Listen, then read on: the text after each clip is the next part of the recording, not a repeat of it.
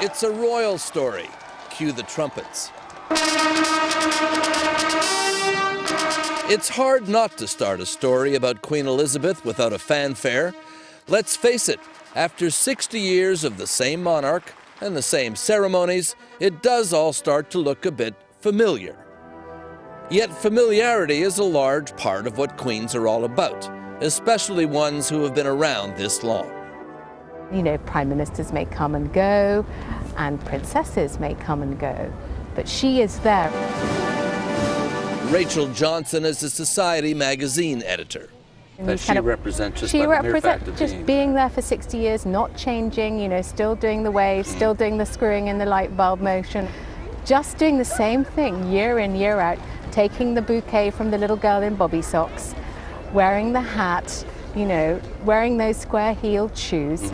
This has given us all an incredible sense of reassurance in these turbulent times. So how do you celebrate a milestone of this significance? Yet another royal carriage procession just won't do. The answer lay in an old painting, Canaletto's The Thames on Lord Mayor's Day, dating from, it says, before 1752. A grand tableau of a royal river pageant, organized for the then King, George II. An evocative image ticking all the mythological boxes of royal grandness and British maritime power. Elizabeth II, too, could become the queen who launched 1,000 ships. Why the river pageant? What's so important about the river and queens and this? Do you know, it's largely invented. Historian David Starkey consulted on the river's royal past.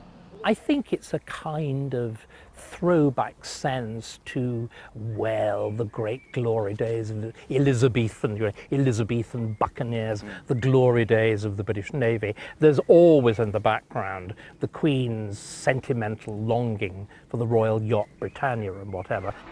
So from the great rivers and the backwaters of the realm, boats are on the move to join the Queen in the Diamond Jubilee Royal River Pageant. This one, the Collie, has a history of service as a Navy tender going back to the 1890s. Well, she got sunk in 1942. Sunk in 1942. And happily refloated. It's now owned by Paul Woodhead, who goes back a long way with the Queen as well. He was there for the coronation. I sang in that Westminster Abbey, yeah. And, you were what, a choir boy in the... I was a choir boy, yes. Very fortunate again, but then born under a lucky star, as always. Yes, I was there at the beginning, when the Queen, very small, sort of very focused and apprehensive, walking up the Abbey. I was there, looking down. My goodness, what an occasion. And then here now, she'll be up front on a boat somewhere, and I'll be behind with all my flags flying. Really couldn't have done it without you, could she? Well, probably not.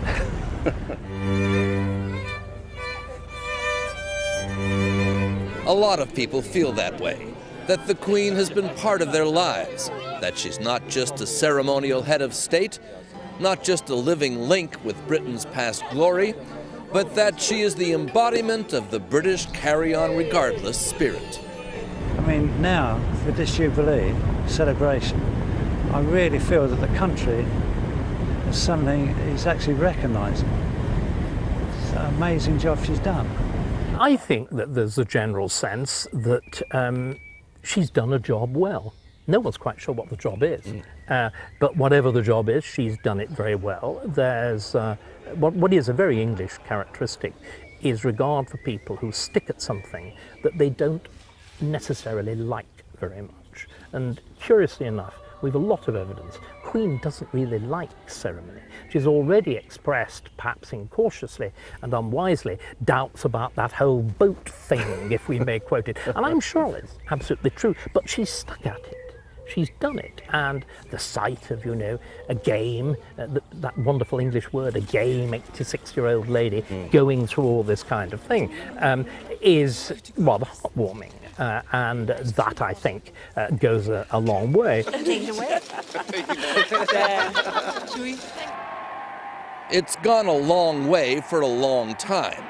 It was 55 years ago that the Queen first embraced TV as a way of reaching out to her people.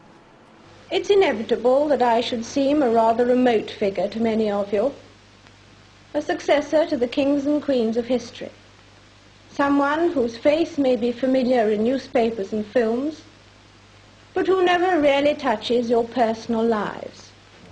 And with the help of TV, she's probably the most well-known woman in the world, a person whose voyage through life has mirrored our own, becoming a mother and a grandmother, enjoying the highs, living through the lows. None lower than the death of Princess Diana, when the royal family was too slow to tune in to the national sense of loss. Rachel Johnson. Enough, and there was a sense that they didn't mind, they didn't care, they weren't grief-struck like the rest of the nation who laid their wreaths. There was a sea of bouquets where we are sitting now. Diana's children, and the person one of them chose to marry, though, have helped relaunch the royal brand. More and more, they're carrying the royal mail. Recent opinion polls show the Queen is now more popular than she's ever been. Now we see these spokesmodel type royals who look fantastic. I mean, you know, rail thin Hollywood types who are turning into the biggest celebrities in the world, and so that is inevitably sprinkling its fairy dust over all of them. Was that deliberate or was that an accident? What did Freud say? There's no such thing as an accident. Sure, they must have realized that these are attractive, engaging young people that everyone can relate to. I mean, Harry's funny, he's a card. And Kate Middleton is straightforwardly nice and fantastically glamorous. And Prince William is going to be king. I mean, you know, what's not to like? There are a few voices in the wilderness wondering how a hereditary monarchy fits into a modern world. Greg Jenner is a historian and writer.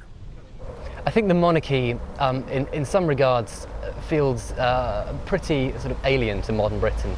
I mean, obviously the Queen has a very high approval rating, but I think if you take the analogy of a house, the monarchy feels like a room that doesn't really fit in with the rest of the decor. You know, there's sort of lime green sofas and sort of chintzy wallpaper. And I think the rest of modern Britain has been updated. And you know, I think it's time that we look at the monarchy and think, okay. Or redecorate anyway. Well, you know, it's being gradually redecorated. You could argue that actually William is a slightly newer version of sofa.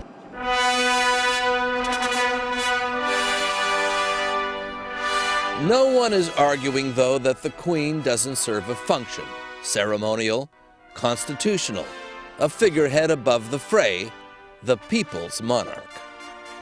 In the end, she's just an excuse for a party. She is an excuse for a party, and wouldn't so many heads of state, including President Obama, like to be the same? That if you enter into people's hearts, however crudely, however simply, that I think is rather a good thing. It's true of very few world leaders.